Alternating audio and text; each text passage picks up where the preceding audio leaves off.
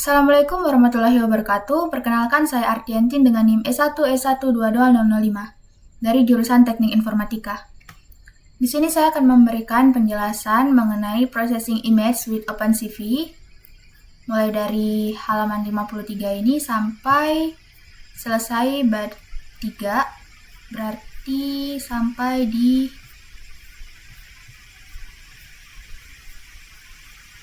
halaman 79. Penjelasan ini saya berikan sebagai bentuk dari pemenuhan tugas mata kuliah komputer visi yang diberikan oleh dosen saya.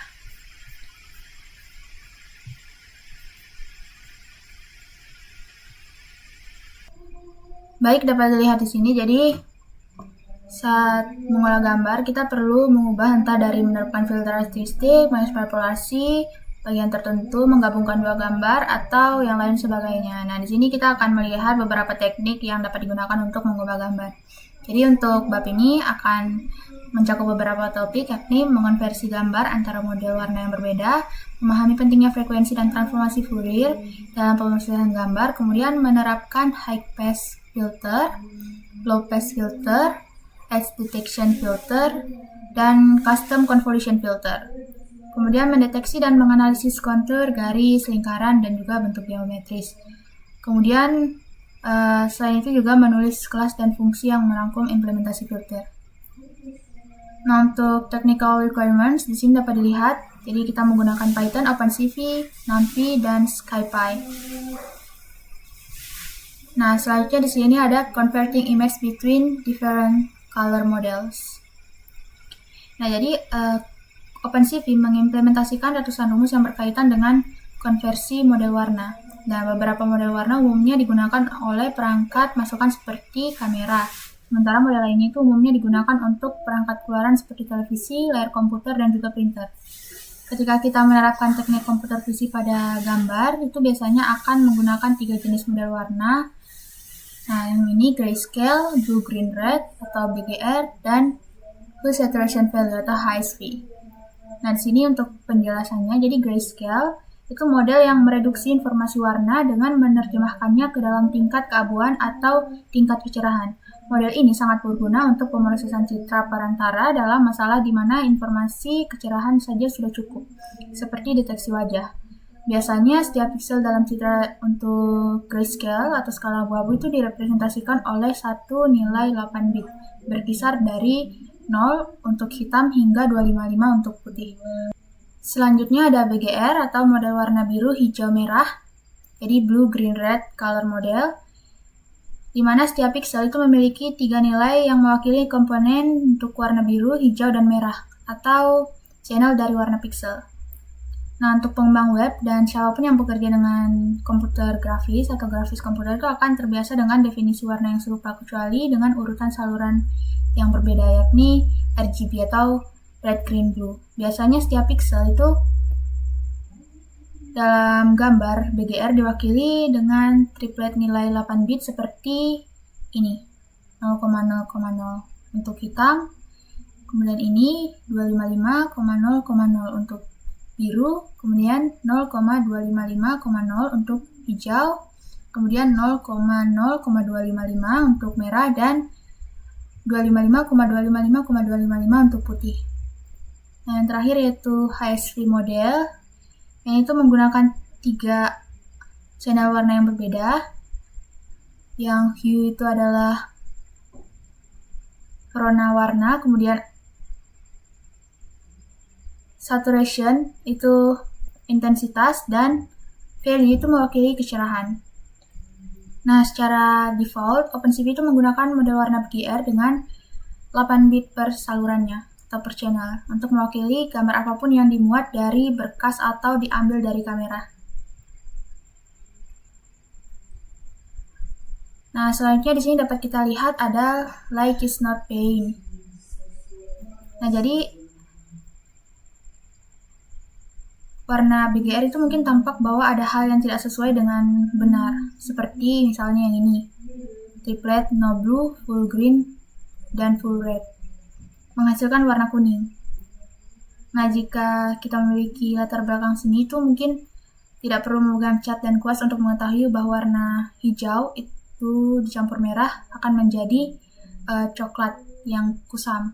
Tapi untuk model warna yang digunakan dalam komputasi yang disebut dengan aditif model itu mereka berurusan dengan lights. Lights berperilaku berbeda dari cat. Dan karena perangkat lunak berjalan pada komputer yang medianya adalah monitor yang memancarkan cahaya, model warna referensi adalah aditif. Nah, kemudian selanjutnya di sini exploring the Fourier transform. Nah, sebagian besar pemrosesan yang Anda terapkan itu di gambar dan video OpenCV melibatkan konsep transformasi Fourier atau Fourier transform dalam beberapa hal. Nah, jadi Joseph Fourier, seorang matematikawan Prancis abad ke-18 yang menemukan dan juga mempopulerkan banyak konsep matematika. Jadi untuk Fourier transform itu ditemukan oleh Joseph Fourier. Nah, dengan kata lain, bentuk gelombang yang diamati di sekitar itu merupakan penyembelahan dari bentuk gelombang lainnya. Nah, konsep ini tuh sangat berguna untuk memanipulasi gambar karena memungkinkan kita mengidentifikasi area dalam gambar di mana sinyal seperti nilai piksel gambar banyak berubah dan juga area di mana perubahannya itu tidak terlalu dramatis. Kita kemudian dapat menandai area ini secara acak sebagai noise atau area yang menarik, latar belakang atau latar depan, dan lain sebagainya. Untuk frekuensi inilah yang membentuk gambar asli dan dapat memisahkan untuk memahami gambar dan mengekstrapolasi data yang menarik. Nah, di sini dapat kita lihat bahwa OpenCV itu mengimplementasikan sejumlah algoritma yang memungkinkan kita memproses gambar dan memahami data yang terkandung di dalamnya. Dan algoritma ini juga diimplementasikan kembali di NumPy untuk mempermudah. Dan NumPy ini memiliki transformasi Fourier yang cepat atau fast Fourier transform.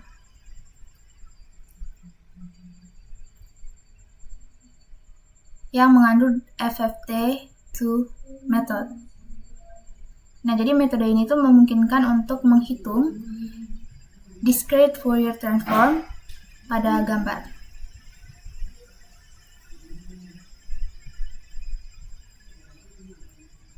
Nah, untuk konsep magnitudo spektrum pada gambar itu menggunakan transformasi Fourier atau Fourier transform. Spektrum magnitudo itu suatu gambar adalah gambar lain yang memberikan representasi dari gambar asli dalam hal perubahannya. Seperti mengambil sebuah gambar dan menyeret semua piksel paling terang ke tengah, kemudian secara bertahap bergerak ke arah batas di mana semua piksel itu paling gelap yang telah dipindahkan. Dan juga akan melihat beberapa banyak piksel terang dan gelap yang terdapat dalam gambar yang presentase distribusinya. Jadi Fourier transform itu adalah dasar dari banyak algoritma yang digunakan untuk operasi pemrosesan gambar umum seperti deteksi tepi atau deteksi garis dan bentuk.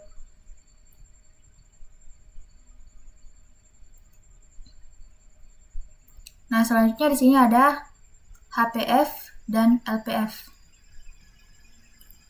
Nah, jadi dapat kita lihat di sini bahwa HPF itu adalah filter yang memeriksa wilayah gambar dan meningkatkan intensitas piksel tertentu berdasarkan dengan perbedaan intensitas piksel di sekitarnya. Nah, contohnya seperti ini.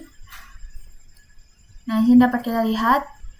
Jadi, kernel itu adalah sekumpulan bobot yang diterapkan pada suatu wilayah dalam citra untuk menghasilkan suatu piksel dalam citra tujuannya. Misalnya seperti memanggil fungsi OpenCV dengan parameter untuk menemukan ukuran kernel atau key size dari 7.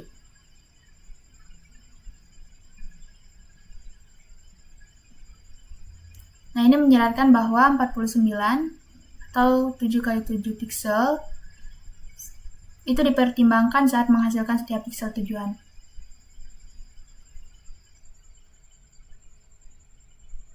Nah, bisa dibayangkan bahwa kernel sebagai sepotong kaca buram yang bergerak di atas gambar sumber dan membiarkan campuran cahaya sumbernya itu tersebar untuk melewatinya. Nah, jadi karena sebelumnya memberi kita perbedaan intensitas rata-rata antara piksel pusat dan semua tetangga horizontal terdekatnya, jika sebuah piksel menonjol dari piksel-piksel di sekitarnya, nilai yang dihasilkan itu akan tinggi, dan jenis kernelnya itu merepresentasikan apa yang disebut dengan filter ini, height boost, yang merupakan jenis HPF dan efektif dalam deteksi tepi. Nah, ini merupakan contoh penerapan HPF pada gambar. Mungkin saya akan tuliskan dulu kodenya.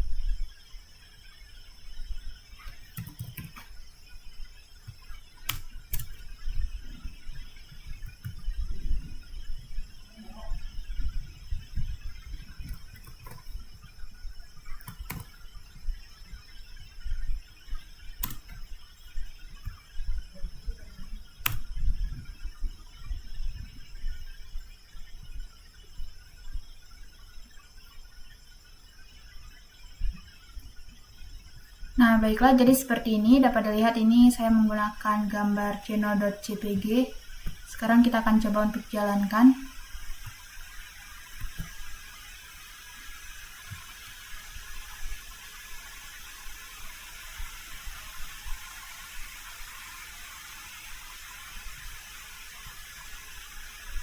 Nah, jadi ini hasilnya. Nah, ini lagi hasilnya. Kemudian ini. Dan ini.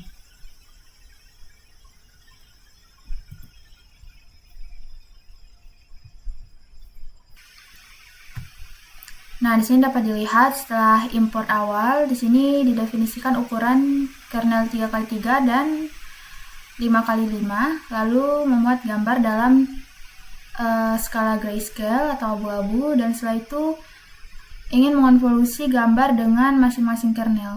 Nah, ada beberapa fungsi pustaka yang tersedia untuk tujuan tersebut, yakni NumPy yang menyediakan convolve function, namun hanya menerima array satu dimensi, meskipun konvolusi array multidimensi dapat dicapai dengan NumPy. Nah, hal itu akan sedikit rumit. Nah, selanjutnya SciPy Animate Module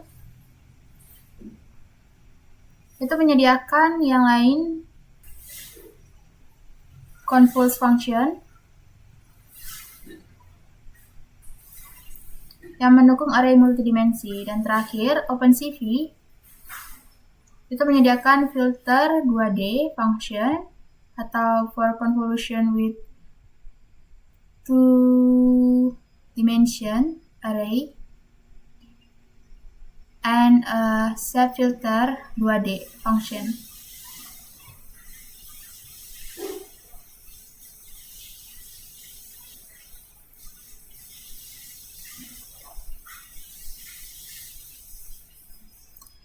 Nah, jadi untuk contoh kode sebelumnya itu mengilustrasikan animate.convol function.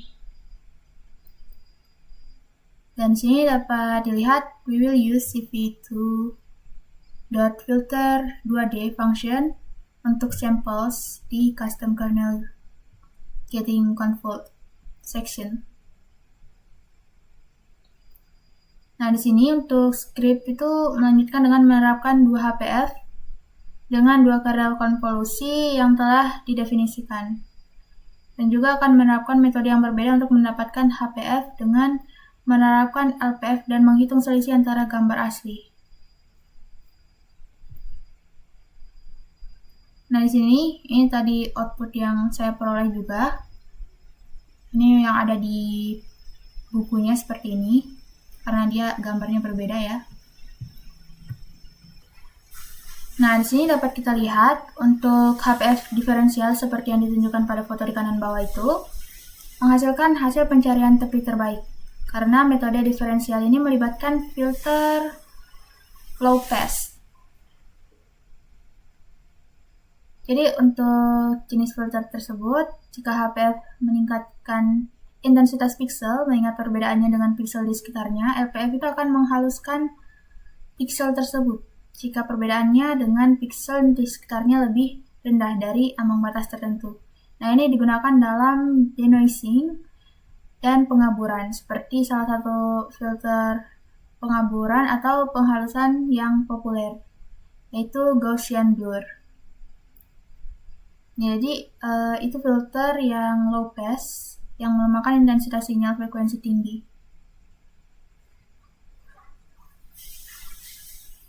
Nah, untuk hasil dari Gaussian blur itu ditunjukkan pada foto kiri bawah, yang ini.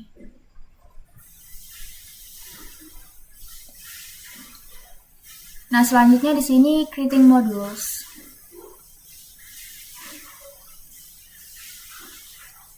Nah, jadi kita akan buat modules lagi. Dari sini dapat kita lihat, as in the case of our Capture Manager and Window Manager classes, our filters should be reusable outside of Cameo. Nah, jadi ini ada pada video sebelumnya, pada tugas sebelumnya mengenai Cameo ini. Nah, di sini kita akan buat file filters.py yang file ini tuh pada direktur yang sama dengan cameo.py. Dan kita akan menuliskan ini dulu. Dan juga akan buatkan utils.py in the same directory, berarti di direktori yang sama ya. And it should contain the following import statement. Nah, ini untuk following import statementnya. Kemudian sini dapat kita lihat, we will be adding filter function and classes to filters.py, while more general purpose math function will go in utils.py. Baik, saya tulis dulu untuk filenya dan yang perlu diimport. Nah, baiklah, jadi ini merupakan direktur yang sama ya untuk tempat Cameo dan managers.py yang sebelumnya saya buat di video untuk tugas ketiga. Nah, jadi abaikan saja untuk file-file lainnya karena ini merupakan file-file latihan saat di kelas juga. Sekarang kita buat dulu untuk filters.py dan utils.py.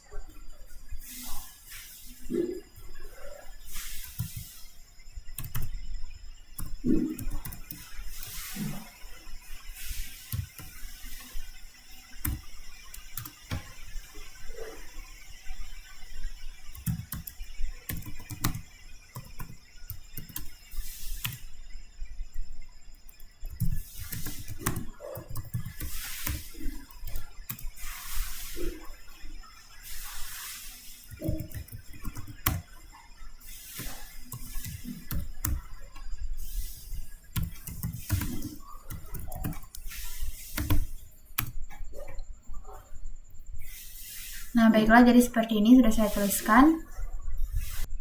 Nah, selanjutnya di sini dapat kita lihat ada edge detection. Jadi, tepi itu memainkan peran yang penting dalam penglihatan manusia dan juga komputer. Nah, sebagai manusia dapat dengan mudah mengenali berbagai jenis objek dan posenya hanya dengan melihat siluet yang diterangi cahaya latar atau sketsa kasar. Dan ketika seni menekankan tepi dan pose, seringkali terkesan menyampaikan gagasan tentang sebuah archetype, seperti pada karya ini.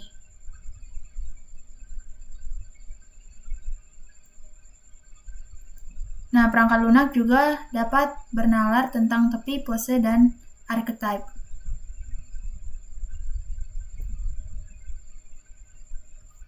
Nah, di sini dapat kita lihat bahwa OpenCV itu menyediakan banyak filter untuk mencari tepi, termasuk dengan Laplacian, Sobel, dan Scar. Nah, filter ini tuh seharusnya mengubah area non-tepi yang menjadi hitam dan mengubah area tepi menjadi putih atau warna yang jenuh. Namun, filter ini rentan salah mengidentifikasi noise sebagai tepi, dan kelemahan ini dapat diatasi dengan mengaburkan gambar sebelum mencoba menemukan tepinya. OpenCV juga menyediakan banyak filter pemburanan termasuk dengan blur, kemudian median blur, dan Gaussian blur. Argumen untuk filter pencarian tepi dan pemburaman itu bervariasi, tapi selalu mencakup key size, bilangan bulat ganjil yang mewakili lebar dan tinggi dari kernel filter.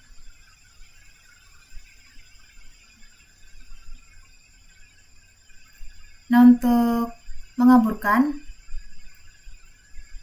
digunakan median blur yang efektif dalam menghilangkan noise video digital, terutama pada gambar berwarna. Untuk pencarian tepi, gunakan Laplacian yang menghasilkan garis tepi yang tebal, terutama pada gambar skala abu-abu. Setelah menerapkan median blur, sebelum Laplacian, kita perlu convert gambar dari BGR menjadi grayscale. Nah, setelah mendapatkan hasil dari Laplacian, kita akan membalikan untuk mendapat tepi hitam pada latar belakang putih. Kemudian bisa menormalkannya. Lalu mengalihkan dengan gambar sumber untuk menggelapkan tepinya. Nah, di sini kodenya ditulis di filters.py. Berarti di sini file ini.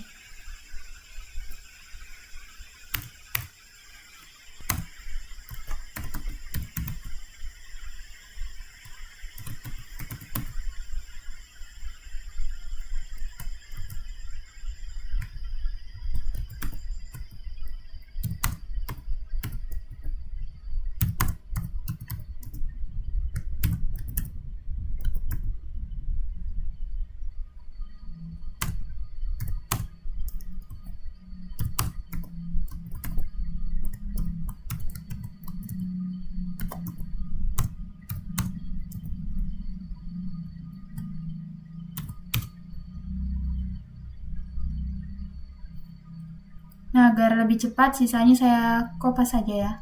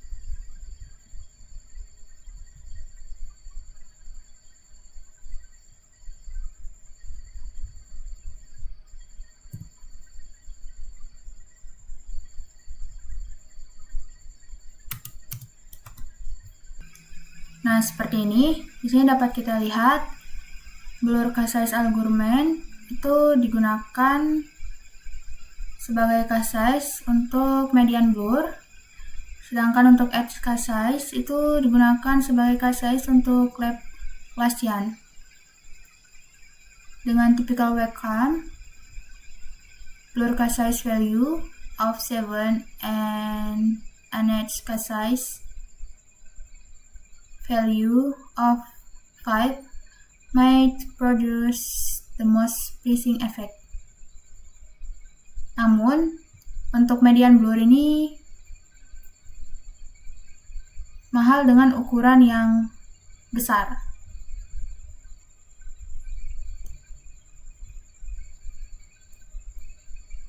Seperti 7.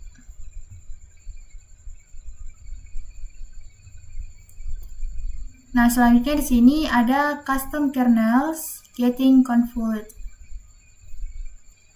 Nah, seperti yang kita lihat, jadi banyak filter bawaan OpenCV yang menggunakan kernel.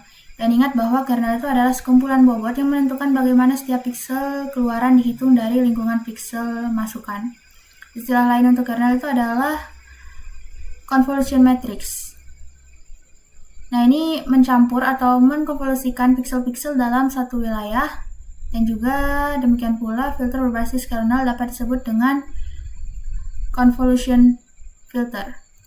Nah, OpenCV itu menyediakan solusi yang sangat serbaguna, filter 2D function, yang menerapkan kernel atau matriks konvolusi pada apapun yang kita temukan. Untuk memahami cara menggunakan fungsi itu, bisa dipelajari format matriks konvolusi atau convolution matrix. Jadi convolution matrix itu adalah larik 2D atau array 2D dengan jumlah baris dan kolom ganjil. Elemen pusat berkorespondensi dengan pixel yang diinginkan, sementara elemen lainnya itu berkorespondensi dengan tetangga pixel tersebut. Setiap elemen berisi nilai integer atau floating point yang merupakan bobot yang diterapkan pada nilai pixel input. Nah, contohnya seperti ini dapat kita lihat.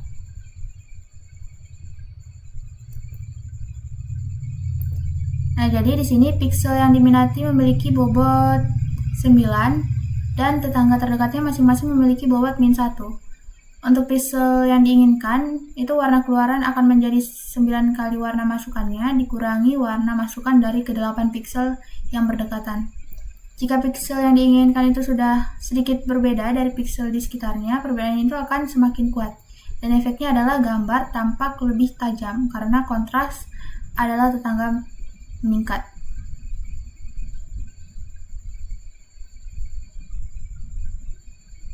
Nah, di sini dapat kita lihat bahwa kita dapat menerapkan convolution matrix ke gambar sumber dan tujuan. Seperti ini.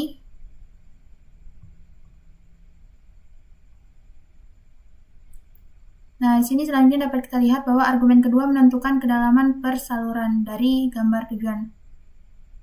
Nilai negatif berarti gambar tujuan memiliki kedalaman yang sama dengan gambar sumbernya. Nah, ini dapat kita lihat untuk gambar yang berwarna, perhatikan bahwa filter 2D itu menerapkan kernel secara merata ke setiap channel atau saluran. Untuk menggunakan kernel yang berbeda pada channel yang berbeda, kita juga harus menggunakan split dan merge function. Nah, berdasarkan dengan contoh ini, jadi kita tambahkan dua kelas ke filter.py. Jadi, untuk satu kelas V convolution filter akan mewakili filter konvolusi secara umum, dan subkelas serpent filter itu akan mewakili filter penajaman secara khusus. Nah, di sini kita edit lagi ya filters.py. Kita akan implementasikan ini. Berarti di sini ya.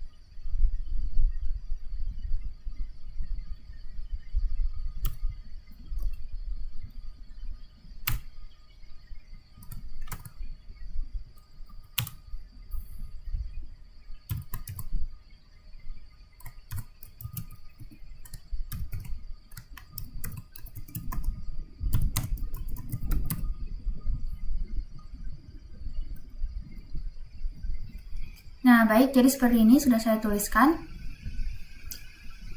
Di sini dapat kita lihat. Jadi perhatikan bahwa bobotnya itu berjumlah 1, dan hal ini itu seharusnya terjadi setiap kali kita ingin membiarkan kecerahannya itu secara keseluruhan gambar tidak berubah.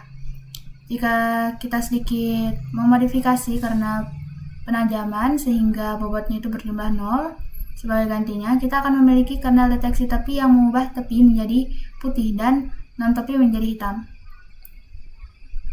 Jadi sebagai contohnya sini dapat kita lihat,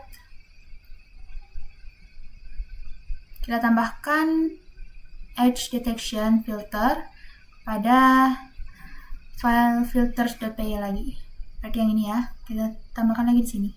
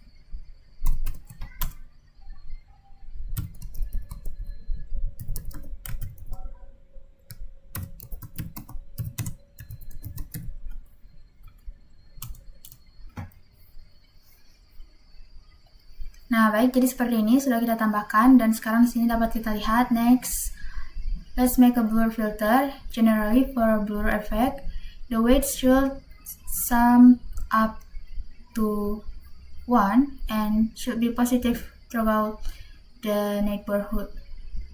Jadi untuk example, we can take a simple average of the neighborhood as follows. Nah, jadi ini dapat kita lihat di sini.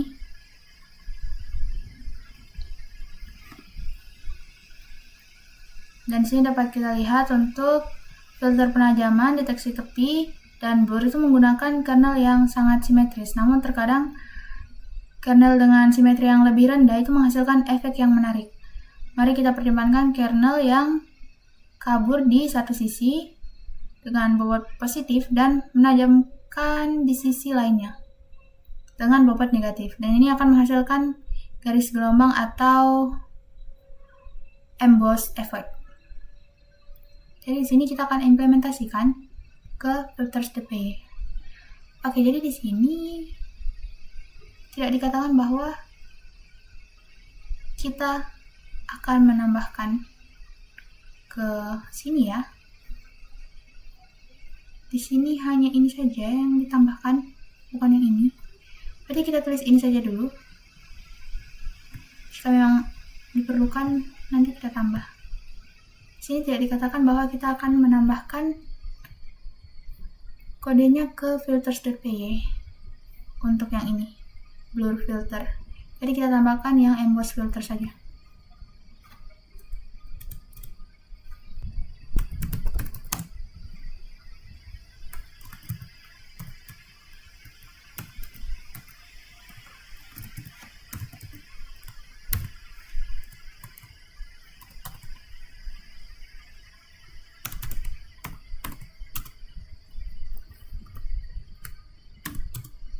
Baik, agar lebih cepat saya kopas saja yang lain. Sisanya ini, lagi sedikit kok.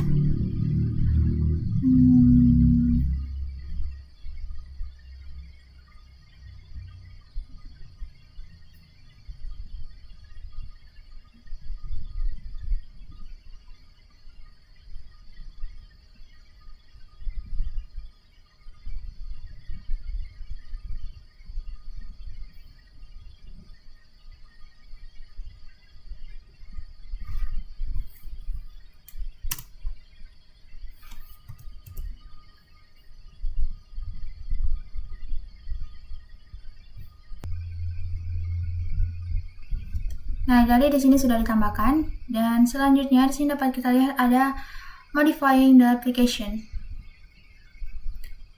Nah, jadi di sini kita sudah memiliki fungsi high level function dan kelas untuk beberapa filter. Jadi mudah untuk menerapkannya ke frame yang diambil dari Cameo. Jadi kita akan edit di cameo.py dan tambahkan baris yang dicetak tebal ini.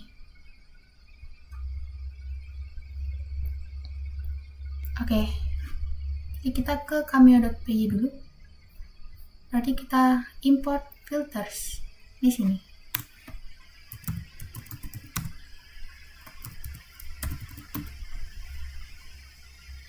Kemudian di kelas Cameo kita tambahkan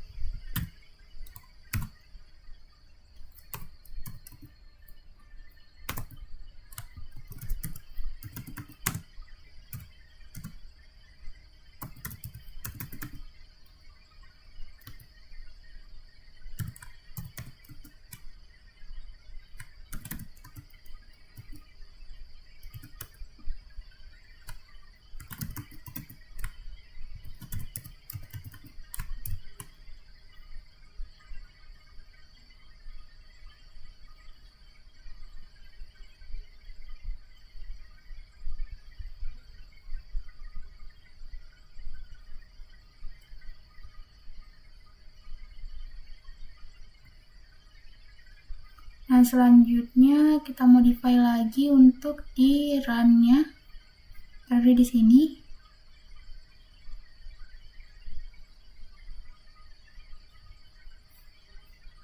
ke bagian paste.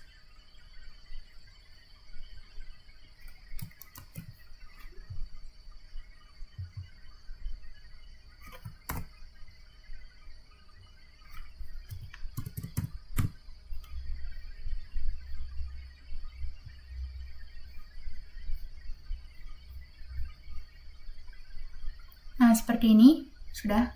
So we have applied two effects, stroking the edge and emulsing the colors of a brand of photofilm called Kodak Portra. Oke.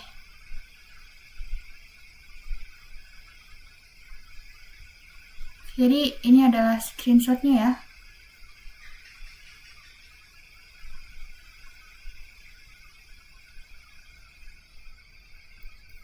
Oke, saya akan coba untuk jalankan. Baiklah, jadi tadi sudah saya jalankan dan saya akan tampilkan hasil untuk codingannya pada screenshot, karena kalau saya jalankan sambil merekam itu kamera dari sini tuh tidak bisa tampil seperti pada video sebelumnya.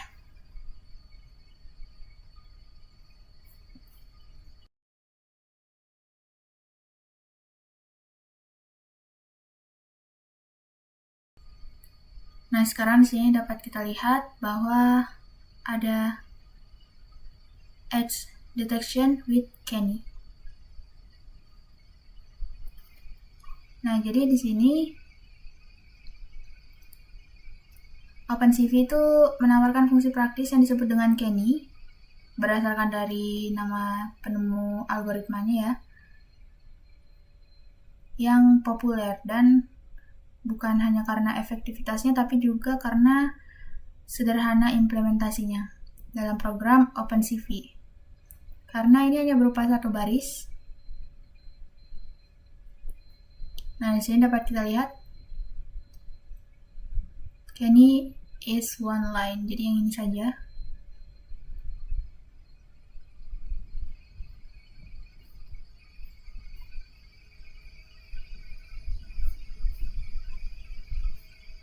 Nah, sekarang kita coba untuk tuliskan kode ini.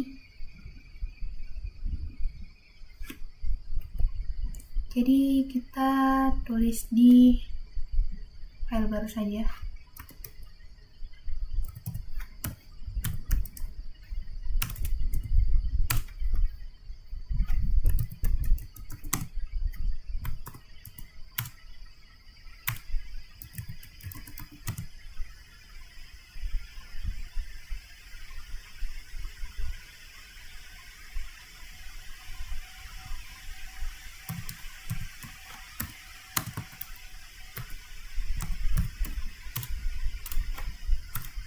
Sisanya agar lebih cepat dikopas saja ya.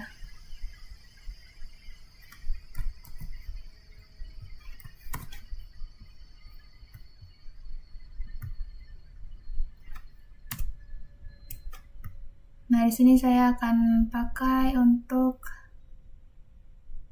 Geno. Gambar Geno lagi. Oke, kita coba jalankan. Nah, jadi seperti ini hasilnya untuk Kenny. Nah, seperti ini ya. Jadi dapat kita lihat di sini. Jadi untuk Kenny Edge Detection Algorithm itu memang rumit, tapi cukup menarik. Dan prosesnya terdiri dari 5 langkah ini. Jadi menghilangkan noise pada gambar dengan filter Gaussian, kemudian menghitung gradiennya, kemudian menerapkan non-maximum suppression (NMS) pada tepi, dan pada dasarnya ini berarti algoritma memilih tepi terbaik dari sekumpulan tepi yang tumpang tindih. Nah, untuk NMS itu ada pada bab berikutnya yang akan dibahas di sini ya. Jadi kita akan bahas di bab 7 dan belum dibahas untuk detailnya pada saat ini. Dan selanjutnya di sini langkah keempat itu menerapkan ambang batas ganda pada semua tepi yang terdeteksi untuk menghilangkan positif palsu, jadi false positifnya. Dan analisis semua sisi dan hubungannya satu sama lain untuk mempertahankan sisi yang nyata dan membuang sisi yang lemah. Nah, di sini setelah kita menemukan sisi Kenny, kita dapat melakukan analisis lebih lanjut terhadap sisi-sisi tersebut untuk menentukan apakah sisi tersebut cocok dengan bentuk umum seperti garis atau lingkaran. Dan di sini Hawk Transform itu salah satu algoritma yang menggunakan Kenny dengan cara ini.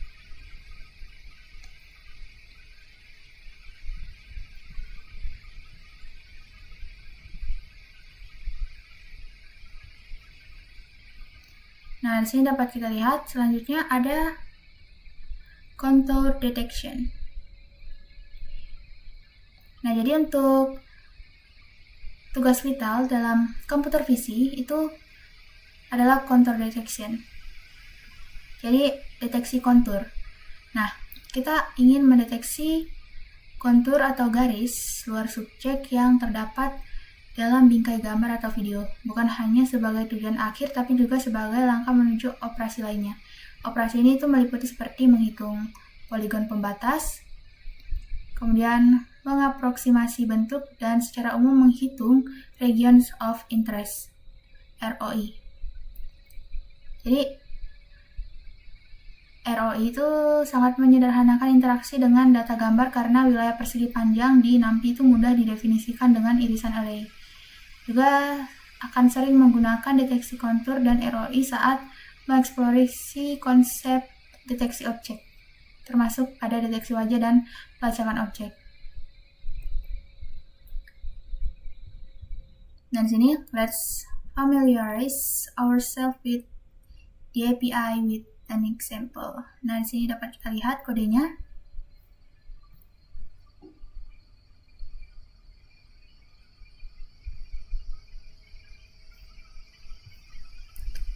Saya akan coba untuk tuliskan kode ini dulu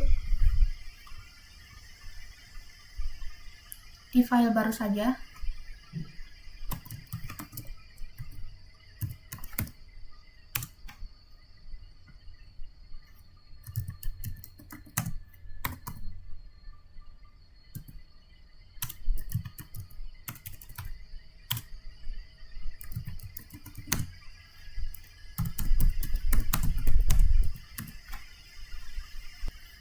Nah, untuk sisanya ini kita kopas saja agar lebih cepat.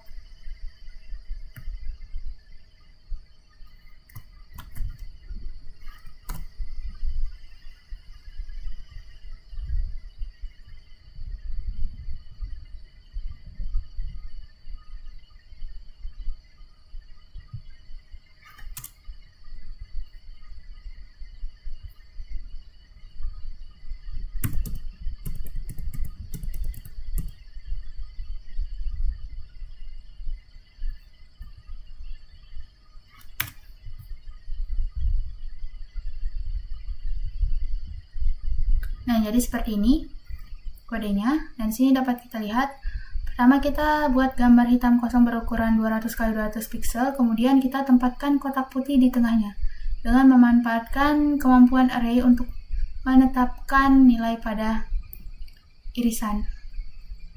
Nah, kemudian kita ambang batas gambar dan memanggil find contours function. Jadi fungsi ini tuh memiliki 3 parameter, yaitu input image, hierarchy type, dan contour approximation method.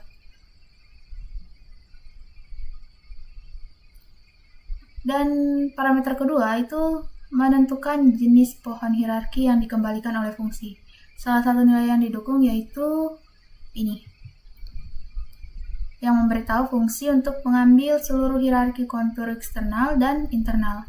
Hubungan ini kemungkinan penting jika mencari objek yang lebih kecil atau wilayah yang lebih kecil di dalam objek yang lebih besar atau wilayah yang lebih besar. Nah, jika hanya ingin mengambil kontur paling eksternal, bisa digunakan yang ini. Nah, ini mungkin merupakan pilihan yang baik dalam kasus di mana objeknya muncul pada latar belakang polos dan tidak peduli untuk menemukan objek di dalam objek. Nah, untuk kembali merujuk ke contoh kodenya tadi, itu perhatikan bahwa untuk find contours function itu mengembalikan 2 elemen, yaitu contours dan hierarkinya. Jadi kita menggunakan kontur untuk menggambar garis berwarna hijau pada versi warna gambar, dan terakhir menampilkan gambarnya. Nah, hasilnya itu kotak putih dengan kontur yang digambar dengan warna hijau. Sebuah pemandangan sederhana tapi efektif dalam mendemonstrasikan konsepnya. Nah, sekarang kita akan coba untuk jalankan kodenya. Nah, jadi seperti ini hasilnya. Jadi seperti yang kita lihat, the result is a white square with its contour drawn in green. Nah, ini konturnya dalam warna hijau.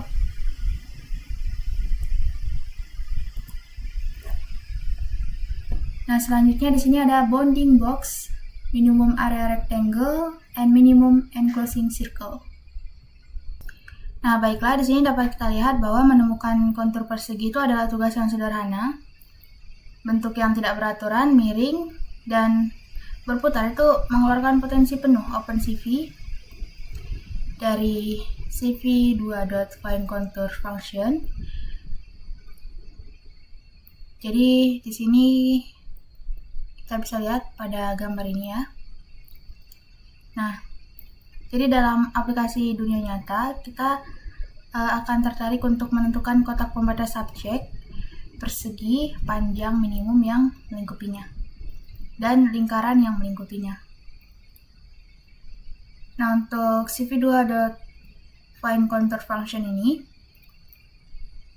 bersama dengan beberapa utilitas OpenCV lainnya itu membuat hal ini jadi mudah dilakukan. Yang pertama, kode berikut itu akan membaca gambar di sebuah berkas dan mengubahnya jadi grayscale, menerapkan ambang batas pada gambar grayscale tersebut dan menemukan kontur pada gambar yang telah diambang batas.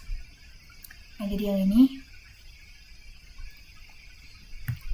Dan di sini dapat kita lihat untuk setiap kontur dapat menemukan dan menggambar kotak pembatas, persegi panjang pembatas minimum, dan lingkaran pembatas minimum seperti yang ditunjukkan dalam kode. And finally, we can use the following code to draw the contours and show the image in a window until the user press OK. Nah, sekarang saya akan tuliskan dulu kode-kode ini. Kita pakai file baru lagi deh.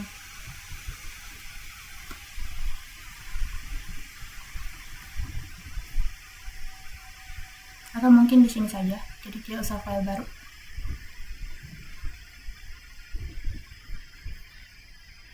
Berarti yang ini kita hapus saja ya. Kemudian kita kopas saja agar lebih cepat.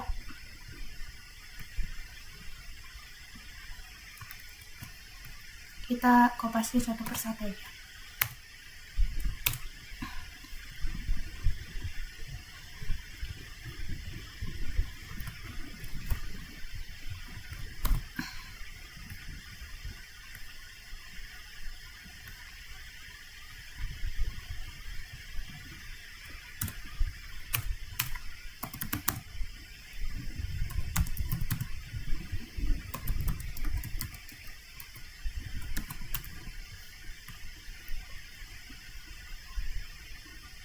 Nah, di sini dapat kita lihat keterangannya, find bounding box coordinates.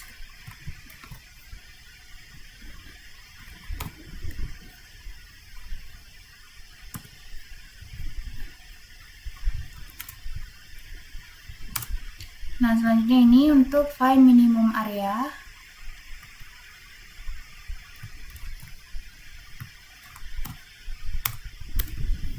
Kemudian ini calculate coordinates of the minimum area rectangle.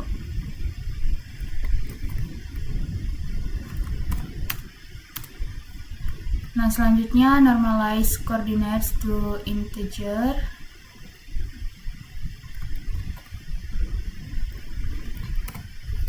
Kemudian selanjutnya draw contours.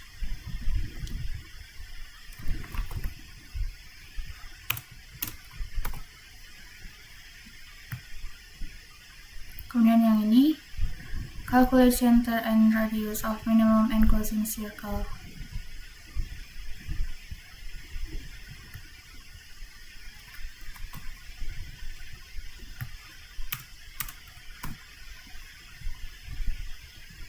Cast to integer.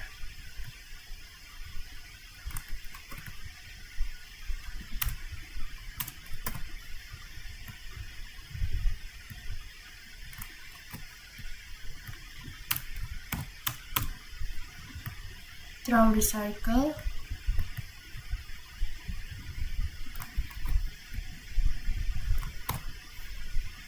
Nah, di sini selanjutnya kita lihat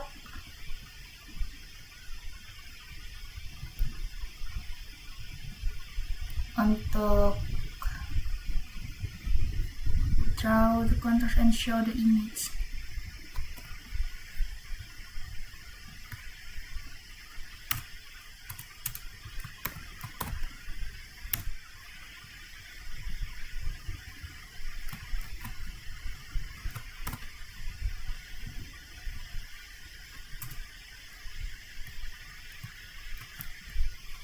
Sebelumnya di sini dapat kita lihat.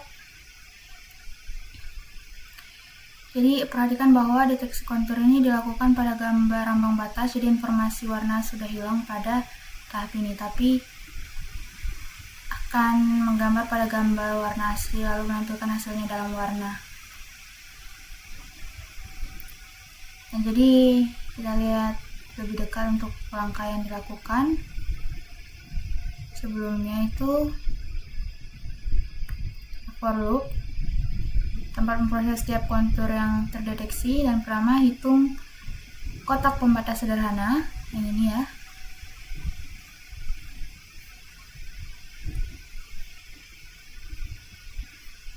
Jadi di sini. Nah, kemudian di sini dapat kita lihat konversi informasi kontur yang cukup mudah. Jadi koordinat X, Y, tinggi dan lebar persegi panjang, dan menggambar persegi panjang ini mudah dan dapat dilakukan dengan kode yang ini.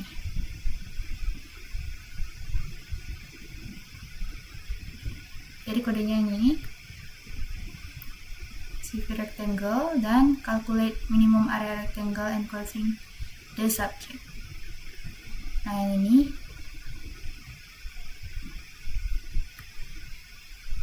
Dan selanjutnya di sini dapat kita lihat mekanisme yang digunakan itu menarik. OpenCV itu tidak memiliki fungsi untuk menghitung koordinat titik sudut persegi panjang, namun langsung dari informasi kontur. Nah, sebagai gantinya menghitung luas persegi panjang minimum lalu menghitung titik sudut persegi panjang tersebut. Dan perhatikan bahwa titik sudut yang dihitung itu adalah bilangan float, tetapi piksel diakses dengan bilangan bulat.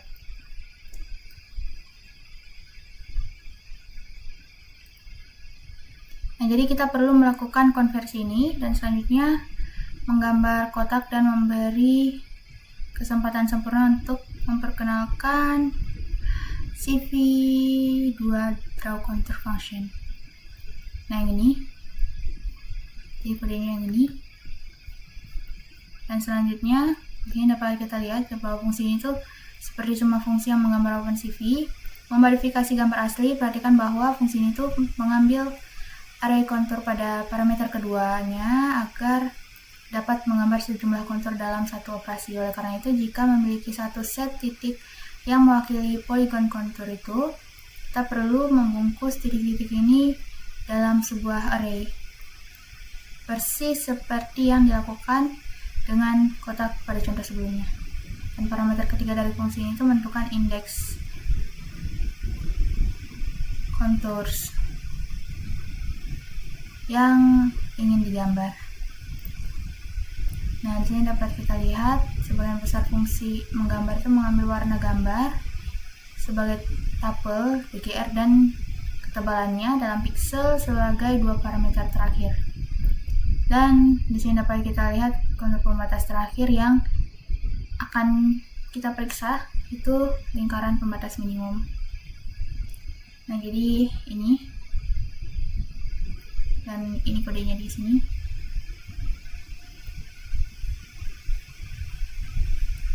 Nah, ini untuk gambarnya seperti ini ya. Ini kodenya belum saya jalankan. Saya jelaskan dulu baru saya jalankan.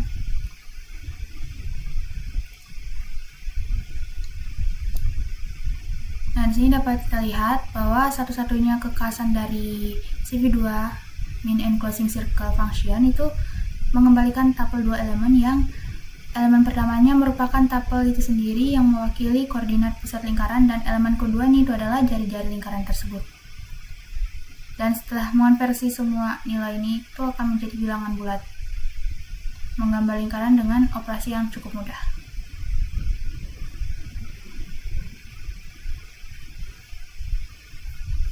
Nah, jadi yang ini. Sebelum itu saya akan cari dulu ya gambar yang ini, karena saya tidak punya untuk gambar hammer.jpg. Nah, baik, jadi tadi untuk yang bagian ini box np.integer0.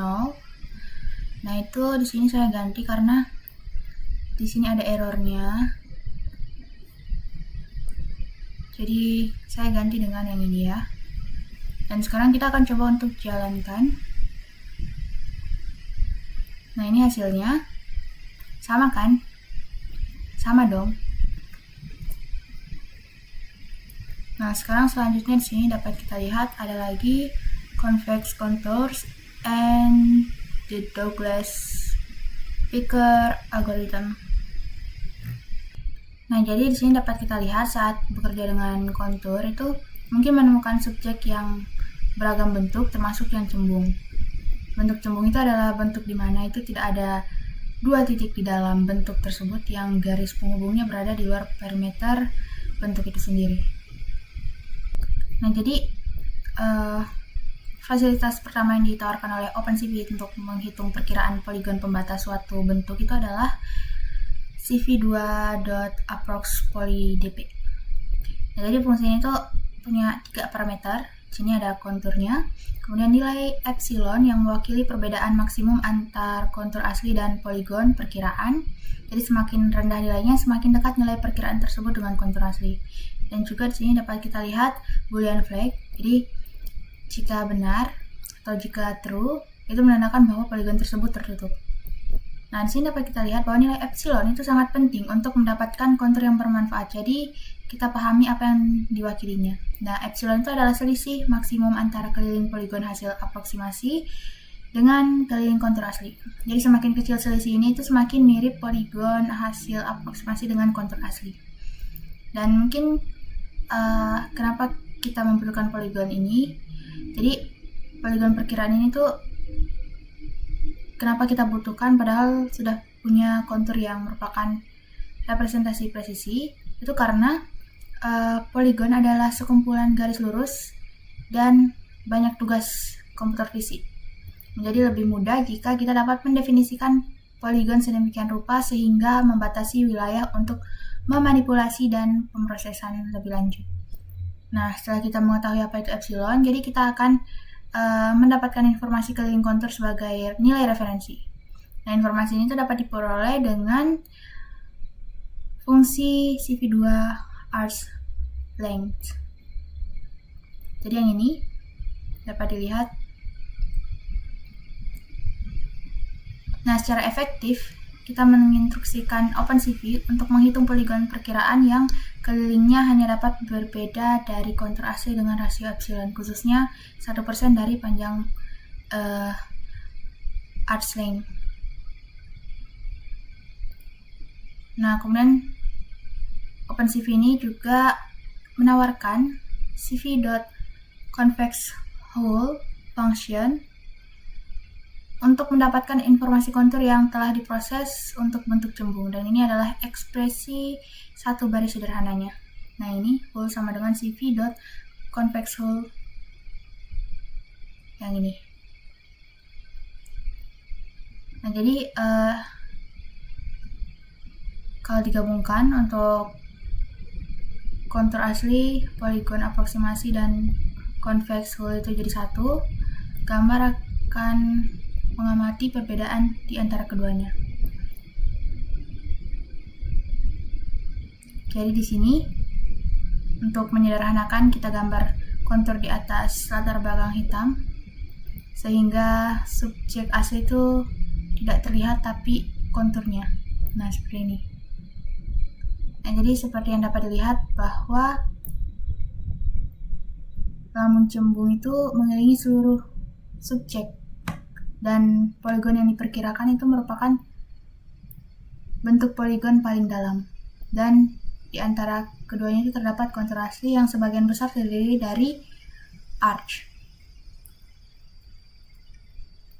Dengan menggabungkan semua langkah sebelumnya menjadi satu skrip yang memuat file, menemukan kontur, memperkirakan kontur sebagai poligon, menemukan lambung cembungnya, dan menampilkan visualisasi kita itu memiliki kodenya sebagai berikut. Jadi yang ini.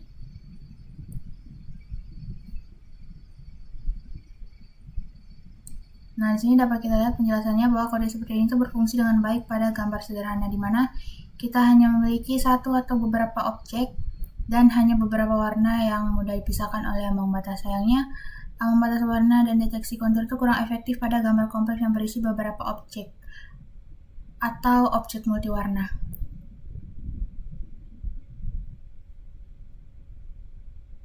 Nah, jadi ini untuk kodenya ya. Saya akan tuliskan dulu. Saya akan coba tuliskan.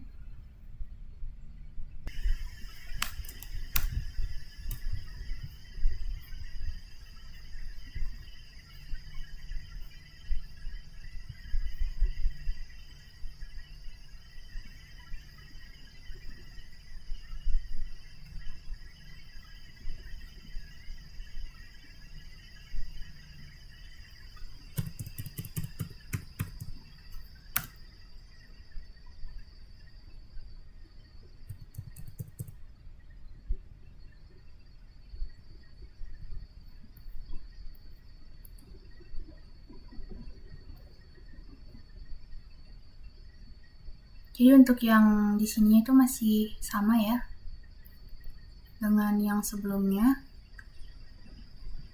tapi di sini ada yang akan kita ganti.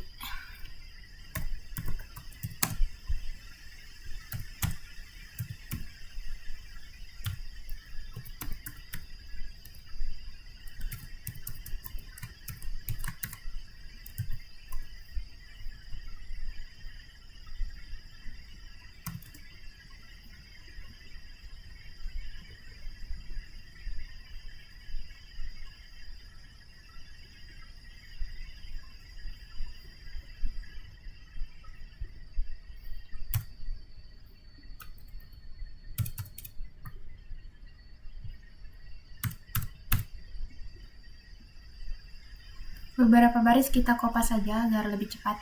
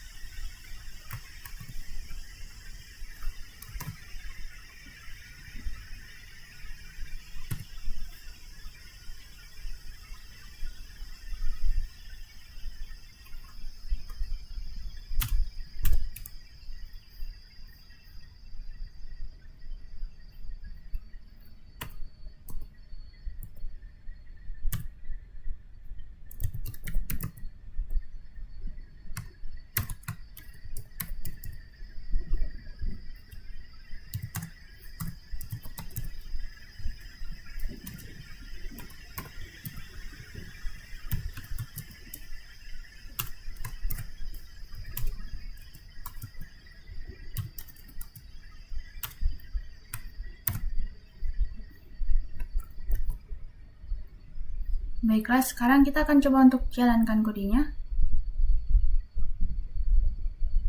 Nah, seperti ini. Jadi, dapat dilihat ya, hasilnya sama. Dapatkan konturnya.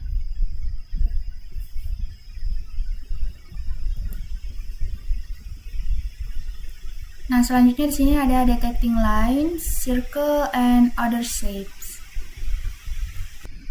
Nah, jadi di sini dapat kita lihat untuk mendeteksi tepi dan menemukan kontur bukan hanya tugas umum dan penting, keduanya itu menjadi dasar bagi operasi kompleks lainnya. Jadi deteksi garis dan bentuk berjalan beriringan dengan deteksi tepi dan konturnya. Jadi di sini ada teori di balik deteksi garis dan bentuk berdasarkan pada teknik yang disebut dengan Hall transform yang diciptakan oleh ini.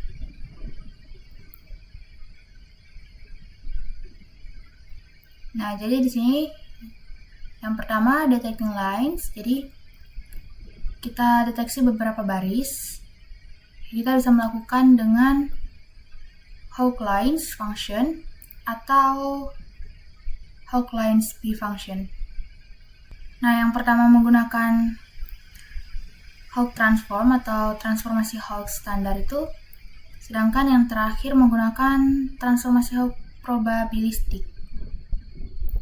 Jadi versi probabilistik itu disebut demikian karena hanya menganalisis sebagian titik gambar dan memperkirakan probabilitas bahwa semua titik-titik ini berada dalam garis yang sama. Implementasi ini itu merupakan versi optimal dari transformasi Hawk standar. Komputasinya lebih sedikit dan eksekusinya lebih cepat. Hawk lines P itu diimplementasikan sehingga mengembalikan dua titik akhir dari setiap segmen garis yang terdeteksi, sedangkan untuk Hawk lines itu diimplementasikan sehingga mengembalikan representasi setiap garis sebagai titik tunggal dan sudut tanpa informasi tentang titik akhirnya. Nah, jadi ini contoh sederhananya untuk kodenya. Nah, di sini dapat kita lihat penjelasannya. Jadi bagian penting dari skrip sederhana itu selain dari Hawk lines function yang mengatur panjang baris minimum, baris yang lebih pendek akan dibuang, dan celah baris maksimum yang merupakan ukuran maksimum celah dalam baris sebelum dua segmen mulai dianggap sebagai baris terpisah. Perlu diperhatikan juga bahwa Hawk lines function itu mengambil citra binar kanal tunggal yang mana diproses melalui filter deteksi tepi Canny atau Canny. Nah, Canny itu bukanlah persyaratan yang ketat, tapi citra yang telah didenoisasi dan hanya mewakili tepi merupakan sumber ideal untuk transformasi Hawk. Jadi kita akan mendapatkan praktik ini umum. Nah, di sini untuk parameter Hawk lines P, jadi di sini ada gambarnya, resolusi atau ukuran langkah yang digunakan saat mencari garis. Jadi ini RHO itu adalah ukuran langkah posisi dalam piksel, sementara theta itu ukuran langkah rotasi dalam radian.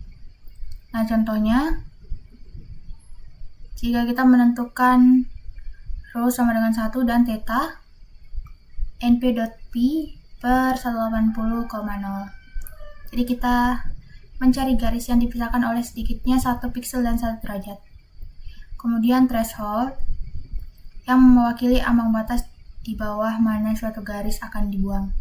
Transformasi Hawk itu bekerja dengan sistem bin dan suara, dengan setiap bin mewakili satu garis. Jadi jika garis kandidat memiliki setidaknya threshold jumlah suara, maka akan dipertahankan, jika tidak akan dibuang. Kemudian min line length dan max line gap yang telah disebutkan sebelumnya.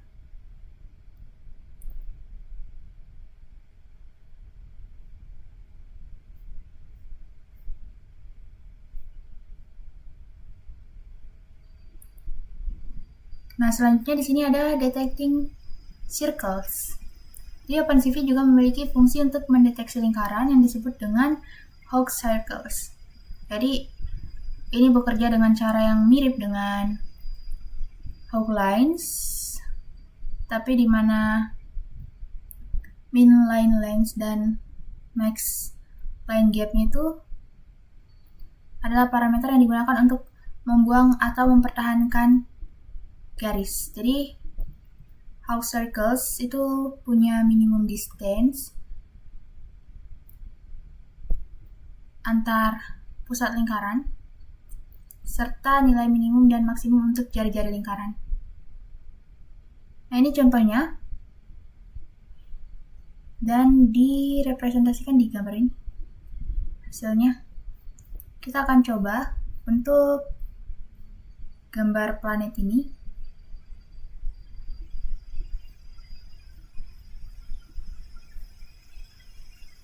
Kita buat file baru dulu.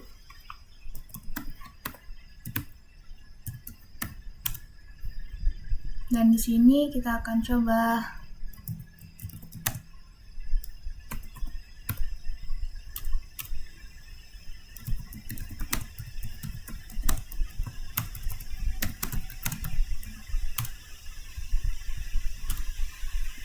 beberapa kita kopas agar lebih cepat.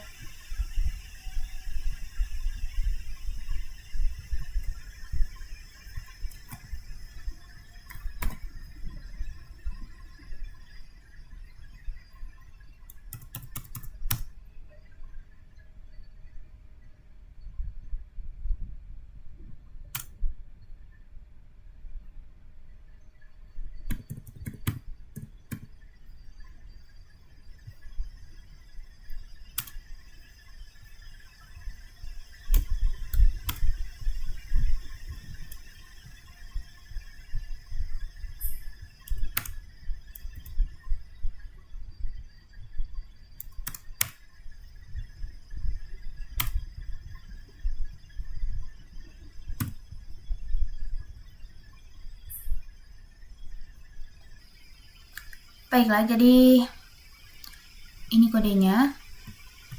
Nah, seperti ini hasilnya. Selanjutnya di sini dapat kita lihat ada detecting other shapes. Nah, jadi OpenCV itu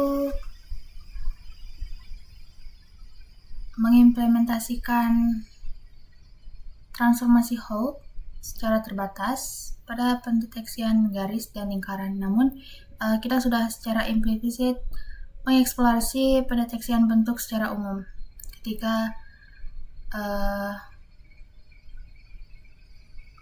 membicarakan mengenai approx polydp.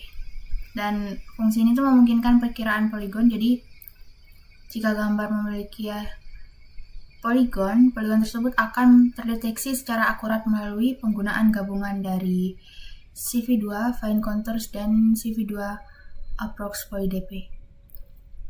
Nah, selanjutnya di sini dapat kita lihat summary-nya. Jadi kita telah memperoleh pemahaman mengenai model warna, transformasi Fourier, kemudian beberapa jenis filter yang telah disediakan oleh OpenCV dan untuk memproses gambar. Itu saja dari saya, lebih dan kurangnya mohon dimaafkan. Wassalamualaikum warahmatullahi wabarakatuh.